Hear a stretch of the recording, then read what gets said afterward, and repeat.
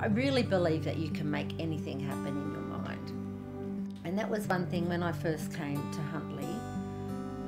It's 80 kilometres from the nearest town and 220 kilometres from the nearest major centre. And to get anybody to help me it took a long time for them to get here. So I decided there and then that I would learn to do everything myself. I do all the welding, the fencing, most of the cattle, all the cattle work. And yeah, I guess I've had to be positive to make it all happen.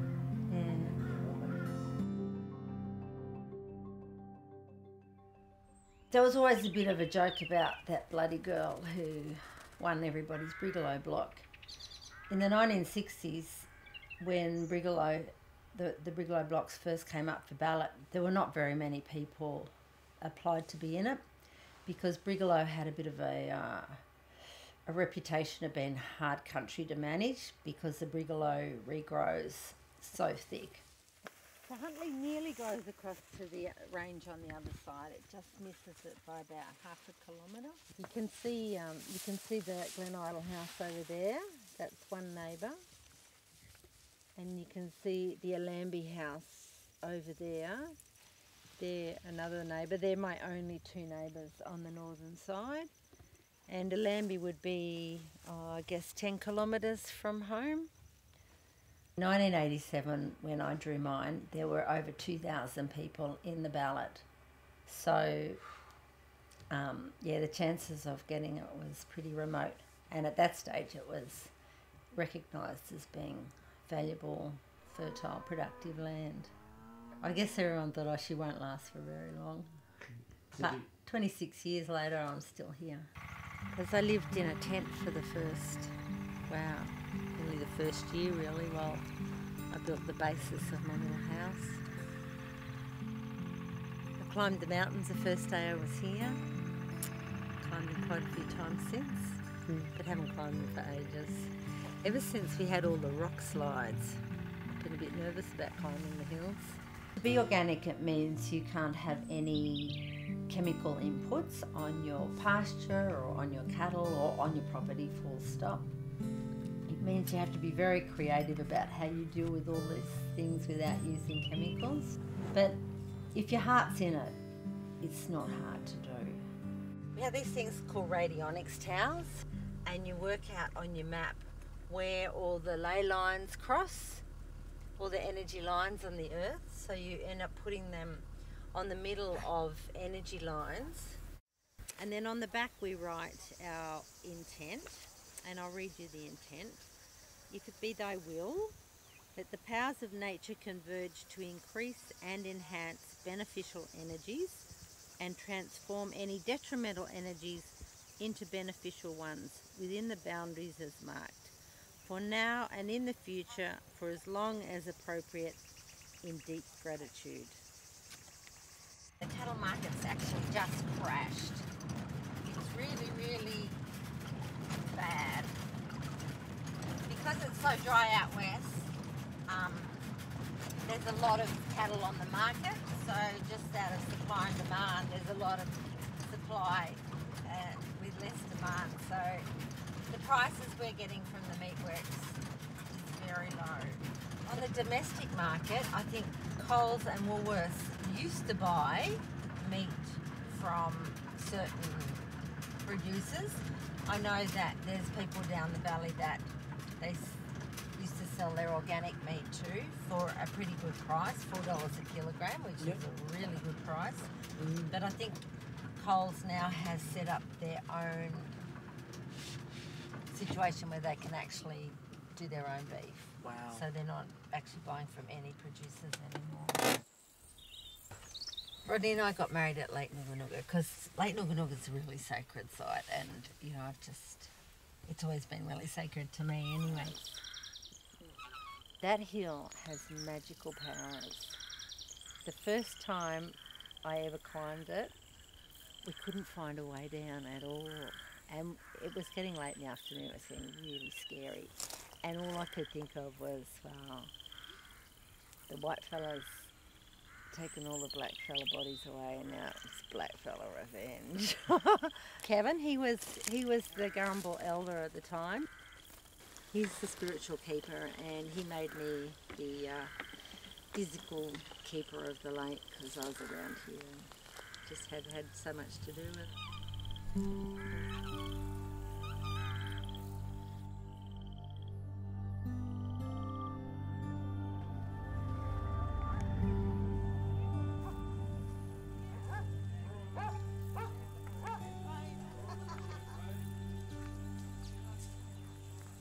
On sticks. Had I ordered them? Master. They're here and here. Flogger things on sticks. Rodney's a pyromaniac. If there's a fire, he likes to extend it. So Rodney lives 75 kilometres to the north of me, and it's a wonderful relationship. We see each other on the weekend, and I know that Rodney really supports everything I do, and if I ever need a hand, he's the first person to come and help me. Bloss was a close friend of my ex-wife Patricia, and Bloss has done a great deal for this district. She came here and she turned the whole show upside down. Patricia opted out, and eventually Bloss saved me, and we've been married for 11 years, and it's been absolutely fantastic. The funny thing is, if you think about it, every one of us ancestrally at some point have been farmers. Yeah? Your family, you think about it, every one of us at some point would have been agriculturalist. But, through, population and movement and the way in which our world works, most people have become removed from the land. We haven't had an increase in the price of our product for 30 years. So the cost of living goes up, the cost of production goes up, but the cost of our product never goes up. So we end up getting further and further and further behind the 8 ball, basically. And then mining comes along, and it's an opportunity for a lot of those people that are behind the 8 ball to catch up a bit. The impact of mining, be it coal seam gas or any mining activity, has the tendency to drive a wedge, fracture a community. Because some believe, and rightly so, everyone is entitled to have a choice. Yeah. And there are a lot of people who see an opportunity in mining to reduce their own debt. The problem on the earth is not anything that's been talked about tonight. It's too many humans. That's the problem. So if you really want to cure the problem, you've got to kill half the guys that are here. And Okay. I don't want to be one of them.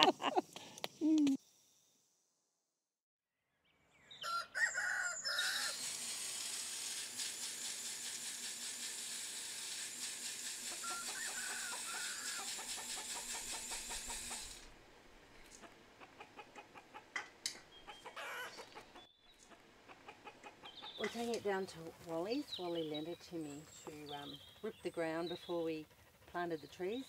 You have to rip the ground to get a bit of moisture in, but it didn't rain, so it's all a bit of a waste of time.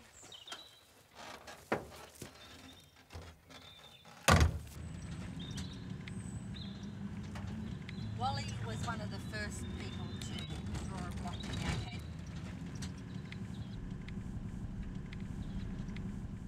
It was really funny when Bloss won the block up here.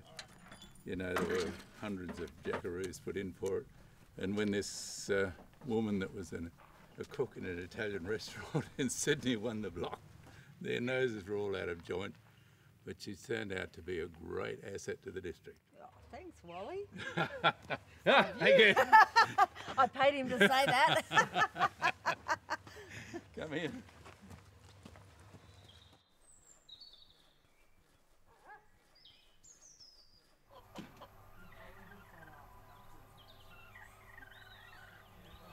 means that there'll be drilling and people on the place for the next 20 years. So all the privacy and what have you that we treasured so much here is all gone. The ability to for this to cause problems in the community is huge. You know, it's on somebody's whim that they might put a facility on one property that's worth a huge amount of money.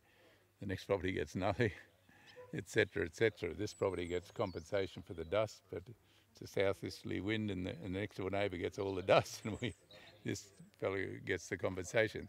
There's so many areas where it could cause conflict in the community, and so far we've avoided it, and we sincerely hope we can continue to do that, but it's mainly because we have such a strong community spirit.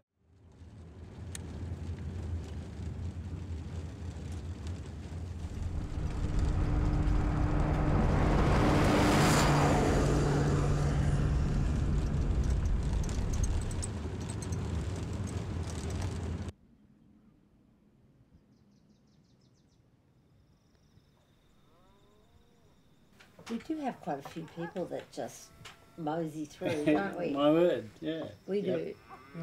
Yeah. And we entertain them, and we work well together. I think we do. Oh, me too.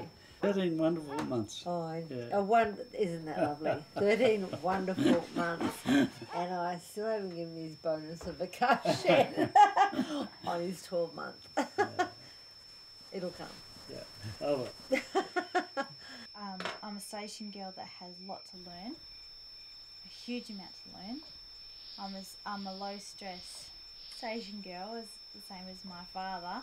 And at the same time, I told my dad that there isn't quality in some areas, but you need to register that the weather affects a lot.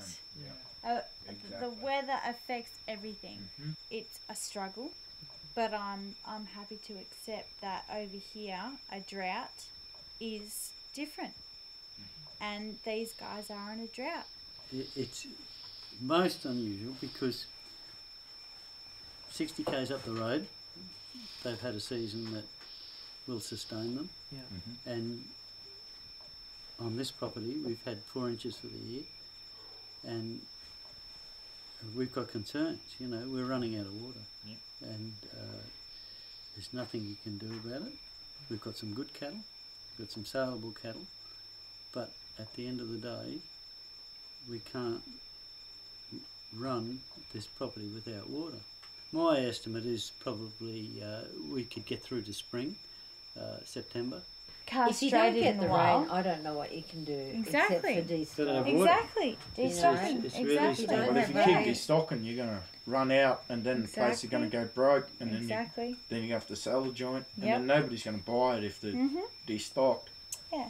So Exactly. therefore you're running out of options. So like Yep. same with like how Sarah said, community sticking together when the fire comes. Yeah, that's a fire, but Yeah. when it comes to drought, no one Yeah. sticks together. Pull everybody up and say, this is what we got to do to get the station people to start talking Let's put it up and for just a get them. second. Yeah. What do you two reckon? It's easy said. But if nobody's got the resources, it's hard to pull them together. isn't it? Exactly. Yeah, but if you Yeah. put all your money No, together. Matt, just hang on. 2 shakes of lamb's tail. Just hang on. You really are. Your point is amazing. It really is. It's spot on. Exactly what I would say. But just hang on. 2 shakes of a lamb's tail. What would you say? What would you two say?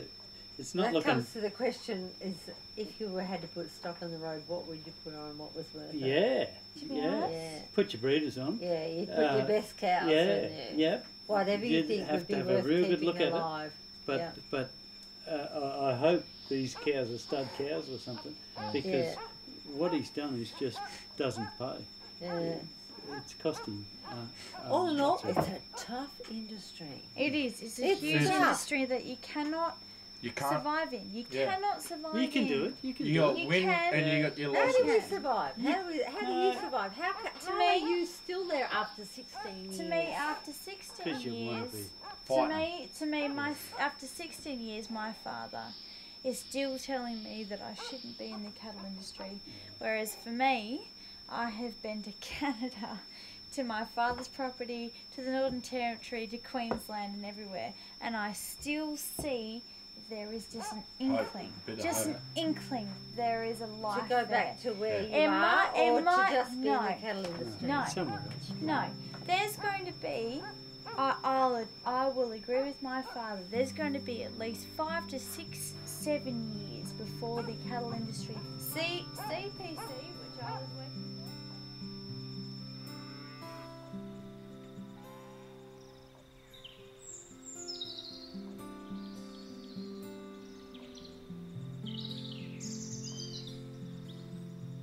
In my own mind, I don't think I'll ever leave Huntley, but that really depends on lots of things. My health, Rodney. With Rodney and I don't know, it just gets better. I'm sure I have no hopes of where it might go. I just know it's going to go somewhere good. In the future, I hope I have some loyal customers that like my beef. I don't want to have to be marketing and selling it. I just hope that I have a set number of really loyal customers that fill out my farm every month, and I can take, there'll always be something to do. I'd never like to go anywhere and not have something to do, and even if you don't end up doing the hard work, there's still... But as for a legacy, I don't know. I have a bit of a problem. I don't have any children, so I often wonder what I'm going to do with the property, and I've thought many, many things. But in actual fact, I think, I don't know, at this stage my thinking is that I'd love to leave it to a whole group of kids that they can actually use it to grow their own food. I've had an amazing opportunity. Yeah, that's what I was so grateful to have had that opportunity, because I always wanted to go on the land and I wanted to be able to build my own house, and I've had that opportunity and it's been phenomenal. Not many people get it. I am incredibly lucky.